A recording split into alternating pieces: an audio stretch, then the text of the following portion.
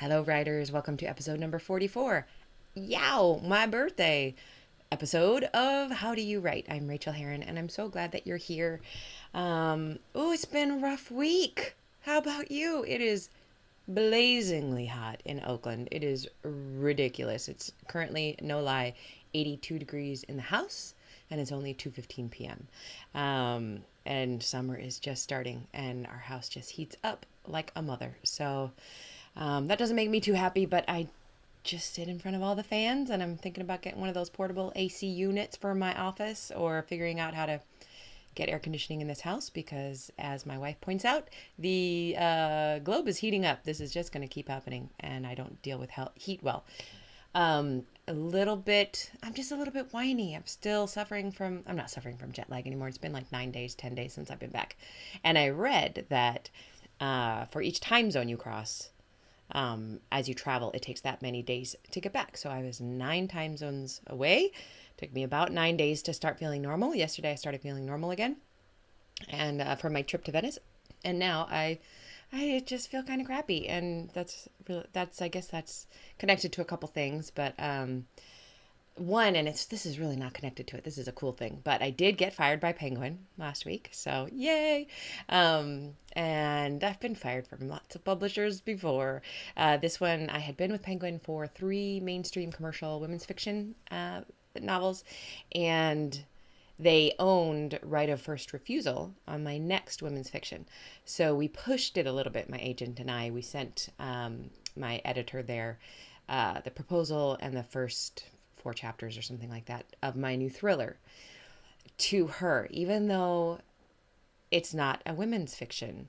It's a thriller, but written in my voice. Basically, everything I write is that mainstream upmarket women's fiction voice. So we gave it to her. We knew that she would decline because my sales were not great with them.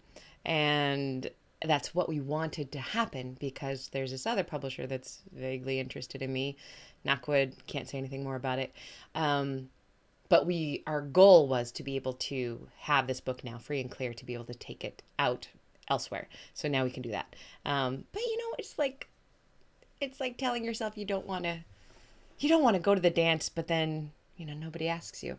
So a little bit of that feeling, tiny bit, like maybe this much, and the rest of it is just excitement for moving forward.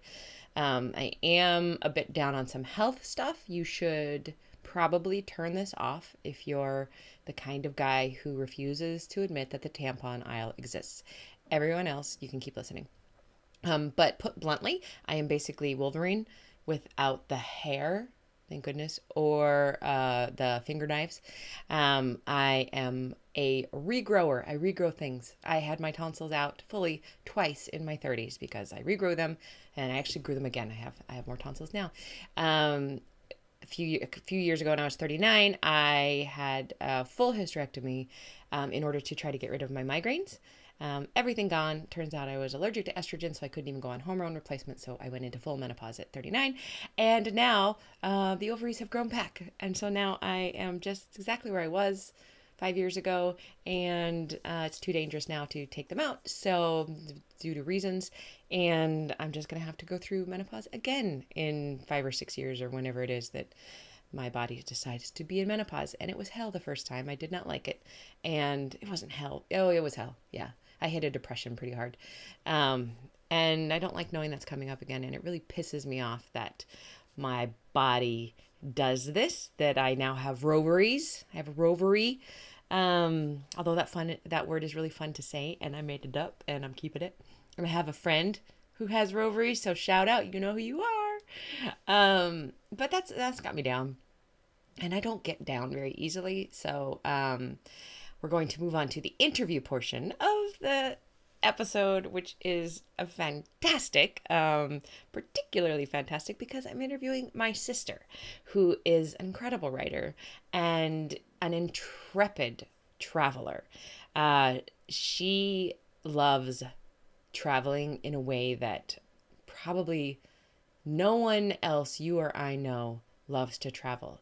And we talk about her travels in this episode. We talk about how she's traveling coming up. We're here real soon, and is going to write a book about it. And it's super exciting, and she's adorable. And it was so fun to record with her. So I know that you're going to enjoy the episode. We sound a lot like each other. We talk just as fast and we talk over each other. And she's just my sister. I love her. And just a little bit of business for Patreon supporters. Thank you.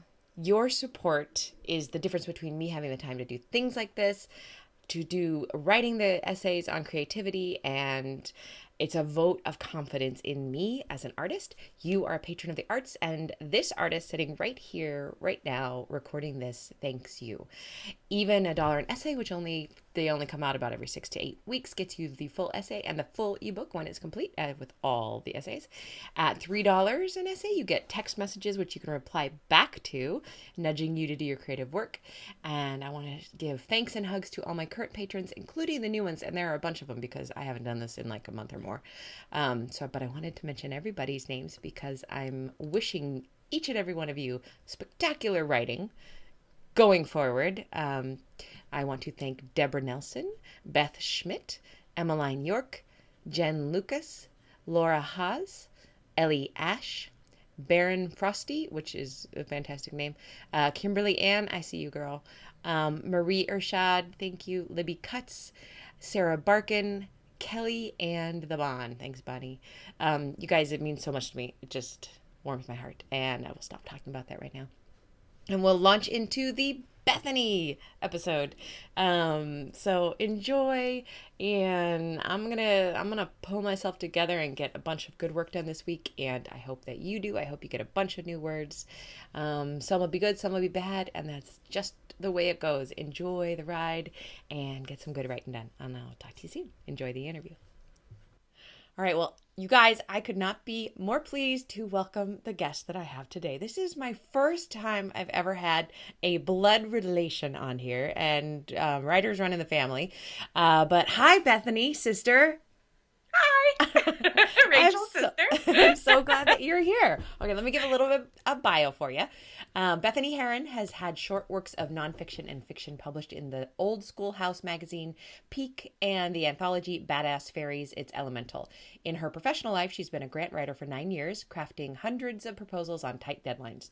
Before that, she put her English degree to use working at a small publishing house in Oakland. She's also put over 100,000 miles on her pickup truck, Tack, crossing the country on back roads, and racked up even more mileage on the tracks as a freight train conductor. She blogs at BethanyHerron.com, and the freight train conductor thing, all of that is just true, and it's amazing. And Bethany, you're just, one of the coolest people that I know. So as a writer, I wanted you on the show, and you're doing something really exciting right now that we're going to talk about in a little while, which is why I wanted you on the show, as well as you just being an awesome writer. But because the show is about process, I want to talk to you about your process. And actually, I don't know the answers to these things. I know the answers to a lot of things in your life, but not any of these answers. So will you please tell me what the best time of day is for you to write and where you write? Yes, and I want to say too that so you sent me one of these questions, Yeah, maybe I sent them out of advance. Showing the sausage making here, but I saw these questions. Yes, and there was at least one or two of them that I was like, oh yeah, this is 100% contrary to Rachel's opinion on this question. So this will be fun to talk about. Awesome. As go many of our conversations, definitely not most, but many of our conversations, you and I are very unalike in many ways. Yeah. In good ways. So as to where I write, when and where, what's the best place and how do I do it? I always write on a computer. I don't write longhand because it's horrible. I never practiced, and my handwriting still looks like a 12-year-old child. It actually does. So I don't write longhand. I use whatever software. I use Word. I use Google Docs. I use whatever's handy. I use emails. And when late at night is best for me, but honestly, that was back in the day when I had a luxury of choosing a time to write. So now it's just 24/7. Okay. Yeah. Okay. So, but it's just like left to your druthers, you would stay up late and write. Yeah. Oh, That's that. Well, no, shoot. See, that's the answer, but it's not true anymore. I have aged, and I think that it's early morning now. Yeah. I think after the dog wakes me up, she wakes me up early, and then that is the most productive time for my brain and the time that I want to be writing. Cool. All right. I'm kind of glad to hear it. But I'm sorry that the late nights are not working for you anymore. I want to know, what is the worst writing advice you've ever been given? And now I'm just like terrified it came from me. It's possible that it did. It's possible that it did. Oh, no. All right, No, peace, y'all. We're shutting this show down. it's not so much advice as, and I know we've talked about this a little bit, so I don't think it'll be a huge surprise. But it's the thing of write every day. It's write every day, and I know you say write every day all the time, and that is the way for you. I've stopped saying it. Have you stopped saying it? I have stopped saying it because of this show. Oh, wow. Because enough people have told me like that was not only bad advice, but actually harmful. Because it was harmful to my psyche, but I would never say stop saying it, because I do think it's good advice. I think it just, you have to work through internalizing that, and you have to work through, well, that's not advice for everyone, and there's reasons why I don't write every day, and I had to figure out my own process for myself. But the fact of the matter is there's so many people who want to write and wish they could write and could write, and the only way they will ever get to actually being a writer is to write every day. Yes, and that's, I think, why I say it. Yeah. Yeah, it's fantastic advice for them. So, but you're kind of more of a binge writer, right? Yes, gleefully now. I used to, what am I trying to say? I struggled with this a lot, and actually on my last road trip that I took, I sort of came to the realization that becoming an author, a capital A published author with that as my career and all that entails, all of the hustle, all of the marketing, all of the craziness, that was not something I wanted to do. And if that wasn't where I was going, then writing every day, I mean, I still write every day because that's my day job. Right.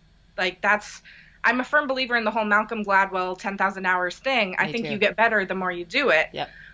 I just happen to do that by writing grant proposals for a nonprofit organization. So I'm exercising those muscles. And as a person who's seen your writing evolve over the years, like I can tell that you're better now just from doing that, even when you're not writing fiction as much, you know? Exactly. I can tell myself. I recently looked back at 10-year-old blogs, and I was like, who's this person? What am I doing? Much better. That's awesome. Okay, yeah. That's good. You didn't make me cry or anything, so that's oh, good. How do you refill the creative well? Short term, I take a bath. That's super easy. Listeners, I call her Bethany because she's a bath fiend. It's true, and that's where I plot. If I'm thinking about something, if I'm working it out, if I just need a break from doing, then I just go and sit. It's almost like meditation. Yeah. It is like meditation, and I do the sensory deprivation tanks too, which is that's like hardcore bathing. That's like bathing on a whole nother level.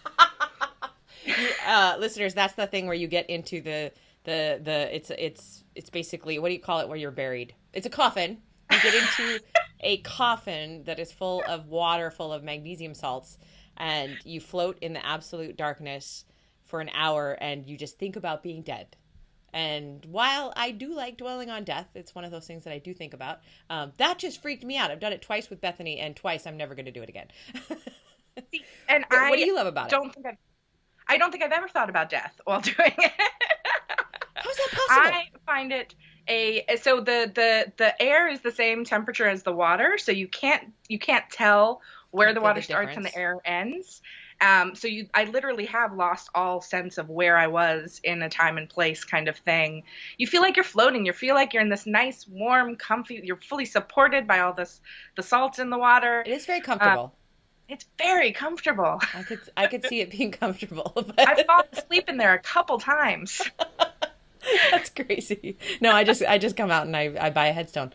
But okay, so short term you do a bath. Yes, long term I drive. Yeah, you drive.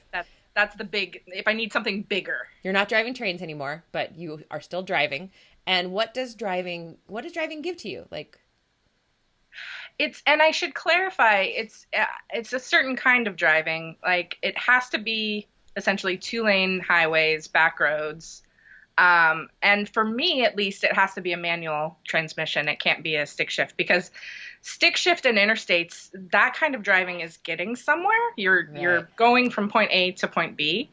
If you're thinking about driving, if you're on these interesting roads where you have to be sort of processing a little bit and making small choices, but not really anything heavy, then the brain goes crazy, and I start going down all these different paths, and start seeing things that I've never seen before. It all refills the well, like you were saying. So That's really interesting because it would keep you physically in your body to be doing all the shifting, to do the manual shifting. Like you're actually doing something physical instead of just, clutch pedal. I've always wondered why you wanted the stick.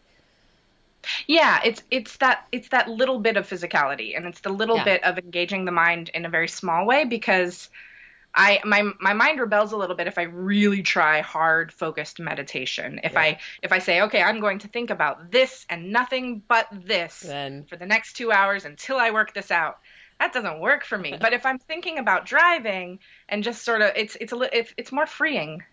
now, how do you capture the thoughts that you have in the bathtub? Or do you capture them at all? Do they just like flow through you? Don't. Okay. Isn't that weird? Well, if you want it, I have an extra Aqua Notes pad. Because I gave them to my retreatants in Venice, and I have one left over. It's this thing that you stick on the wall in your bathroom, and the paper is water protected, and it has a pencil that writes when it's wet. So if you want that, I'll give it to you. I may. Let me let you know, because I struggled with that for a little bit, but then I sort of came to peace with the fact that the best ideas always come back. Yeah. That, that I don't plot a book on a single bath. Like, it's 16 baths over the course of 2 months. Yeah. And the same, the ideas get refined in future. And sometimes I won't think about it at all from bath to bath. Like, it's just in those hours that the ideas come back. But they do come back. That's the weird thing. The good ones come back and they get better. And I always get worried that if I write them down in that moment and seize on them and think this is the idea, then I'm going to get stuck on that. And I won't let them refine. I won't let them evolve to the next step. Totally. Because as soon as you write them down, you've caught them. Yes, I don't want to catch them. I want to let them find their own way. So does that happen in the car too when you're driving? Yes, 100%. Bigger scale. Wow. My brain is such a sieve. I don't trust anything to come back, but I wonder, I don't know, maybe I'll give that give like having a more open hand a try. I'm always Trust just trying. it, because my brain is just as much of a sieve as yours. We have the same brain. We don't remember anything. Okay, I'm going to give that a shot. I think that's actually kind of beautiful too. All right, on really bad days, what other profession do you wish you had? Oh, right. I told you to ask me that question, and I don't really have a great answer for it. You can't write. You can't grant write. The thing is, dear listeners, that I've sort of had every career and profession under the sun. It's true. And I sort of tend to just jump. I'm oh shoot, I always forget this word, multi-potentialite. Oh, yes. You're celebrating your multi-potentialism. Yes, yeah. So I sort of rebel at the idea of even having a career. And I sort of accidentally have one right now. I've been working as a grant writer and a fundraiser for nonprofit theaters for the last 8 years. But that's accidental. Like, I managed to find enough varied activities that it keeps me happy, I should say. Yeah. But if okay, you know what? So there are times that I wish I wasn't like this way. I wasn't a Renaissance woman or whatever. I really would love to be an artist. I would love to be a graphic designer and some sort of but that requires, again, 10,000 hours of work to get anywhere close. And it's an accident that I've racked up those hours for writing. I don't think I can do it again for art. I could totally see you as being the artist in the family, though. I would be great. You really would. And I have this great idea for a novel. Let me tell you all about it, and then you can write it, but I'll be the writer. And we'll split it 50%. We'll split the proceeds. Yeah, you may have heard this one before. That's awesome. I love that. Okay, if you're starting all over right now as a new writer, no writing under your belt whatsoever, what advice would you give yourself? Yes. Let it flow. Okay. How so? Don't stress. Yeah. I gave myself a very hard time for a very long time about not pushing it hard enough and not writing enough and not promoting myself enough and not, editing and Oh, not doing everything enough. And it literally took me until last year to sort of forgive myself for that and to allow myself to do projects on a binge basis when I got really excited about it. And I'm really happy about that now. I feel like the only projects that I write on now are the ones that I'm really deeply passionate about. that's fantastic. I love that. Well, speaking of projects that you are excited about, tell me about this road trip that you're going on. First of all, tell us about the road trip that you took like 12, 13 years ago. Yes. So, 12 or 13 years ago, I spent about a year, plus or minus, on the road, and I visited 47 states. So 47 of the 48. I didn't touch Louisiana, and I'm still not going to touch Louisiana. Anyway, that was 12 or 13 That's years because ago. Louisiana means a lot to her. It's not because it Yes. doesn't mean a lot to her. No, it's She the wants to do opposite. it right. It's the Yeah. opposite. Yeah. By the time I had gotten around to Louisiana last time, it was close to the end of the trip, and I was kind of exhausted, and there was a big part of my brain that just wanted to go home, and I've wanted to go to New Orleans and Louisiana literally my entire life, so I figured that the only way that I would ensure 100% that I came back and did it properly was if I just didn't touch it at I all. love that. Yeah. So 12 years later, I still haven't been to Louisiana, and I'm not going there on this one either, but I will get there. I will. So you are doing a road trip now, and what do you look at on your road trip? Where do you go? Yeah, so I have a rough idea of retracing the route that I took 12 years ago, which focused a lot on roadside attractions and visionary art sites and some museums and cultural places that have a very unique geographical slant or regional focus. Uh-huh. And I'm definitely retracing. I'm going to a lot of those same sites, but this time I'm doing it a little bit more intensive. I'm reaching out to some of the creators of those sites a little bit in advance and setting up interviews, and I'm plotting a route, which last time I just got lost. I spent the whole year doing the right left game, you know? Oh my gosh. I have never This played the time, right left game. Do you just turn uh, you just tell yourself you're going to turn left to the next left and then you turn left? yeah, How many U-turns do you do? some, not many, but not as many as you would think. If your goal is not to go anywhere, if you're just going, you don't take as many U-turns as you would guess. That's what The I only do. time I ever really got stuck was in Idaho. It was amazing. And I was playing the game, and I ended up, like, the road just kept getting narrower and narrower, and finally it was a dirt road. It was a one-way dirt road going up the Sawtooth Mountains. And then, all of a sudden, like, I see ahead of me this strange animal in the middle of the dirt road, and I get closer, and it's a wombat. And I end up following this wombat for the next 20 minutes because he won't get off the road. So I'm going at the pace of a wombat. I think it's a wombat. It looked like nothing I'd ever seen before, and when I looked it up afterwards, it looked like a wombat. And I've never seen one since or before. But that was kind of a magical moment, and you don't get that if you don't get lost. Well, and that's kind Anyway, of I had like, to turn around at the end of that, which was the whole reason I was telling but you. you like followed a wombat. That's But I amazing. followed a wombat up a hill to the most amazing view of Idaho mountains that I've ever seen. Okay, you have to write about that. That's got to go in the book. So what is this book you're working on now then? So the best thing, so I loved that trip and I loved meeting everyone, like literally everyone. I sort of fell in love all over the place. And You did. You fell in love with people, like not romantically, but like just fell in love with places yeah, and people everywhere.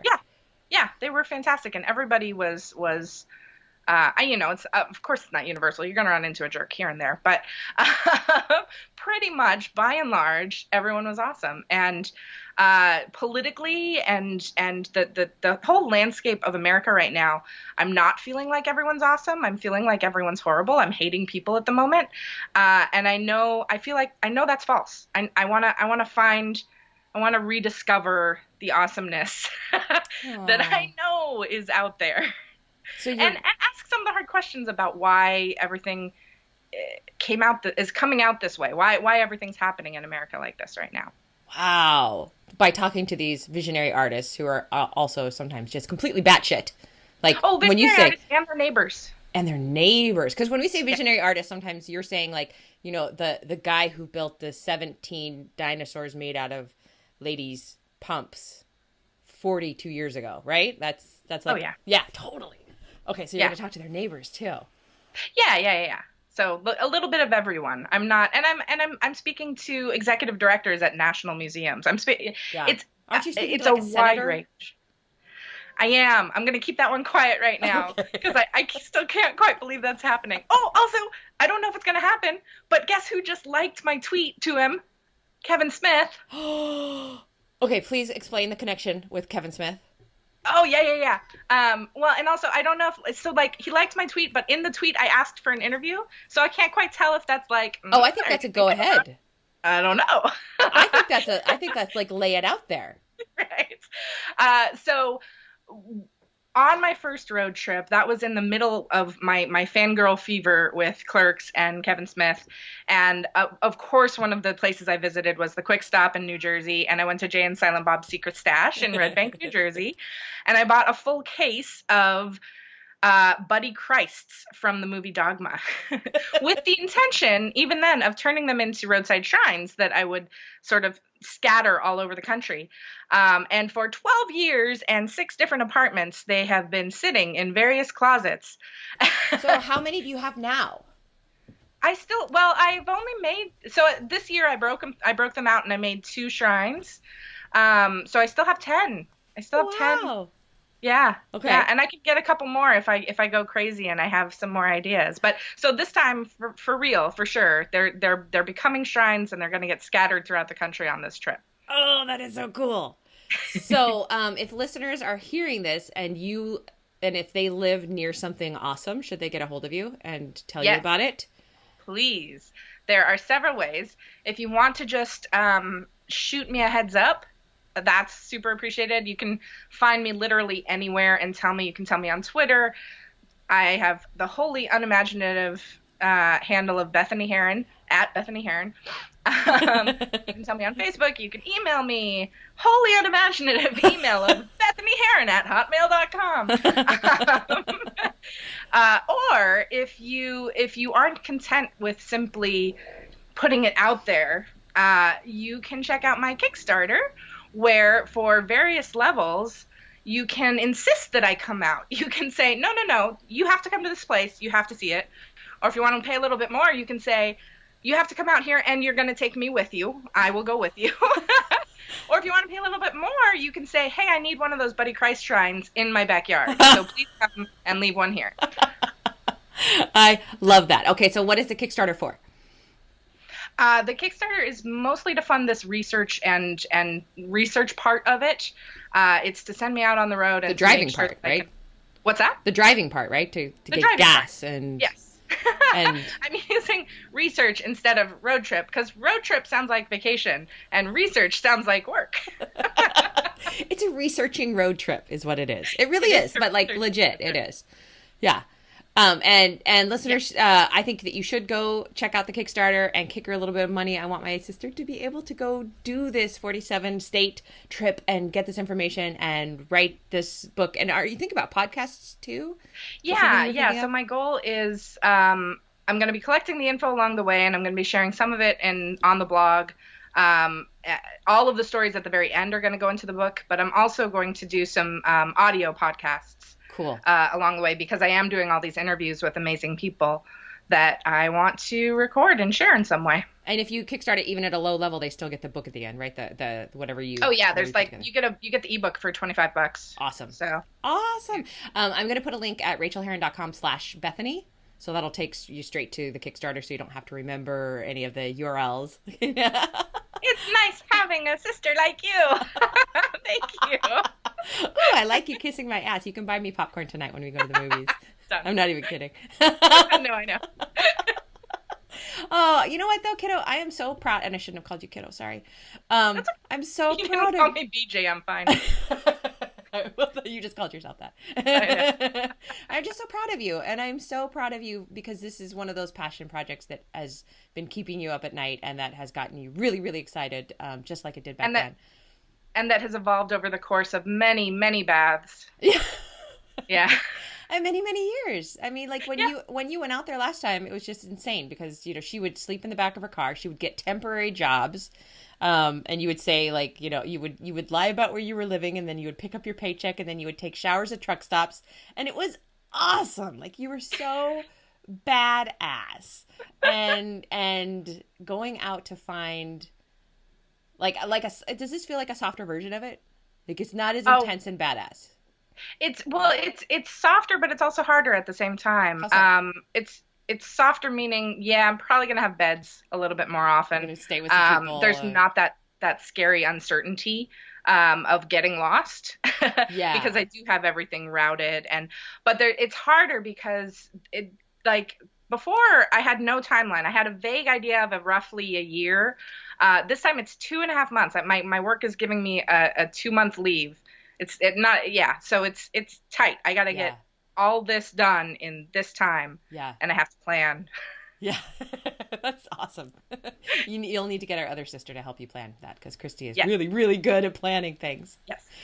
I'm so proud of you. I'm so excited, and I want this Kickstarter to kick. So, listeners, if you'd like to kick it, RachelHerron.com/Bethany, and not Bethany, but Bethany. And thank you for being on the show. Thank I'm, you for having of me. course, and I'll see you later. Love you. Sounds good. Bye. Bye.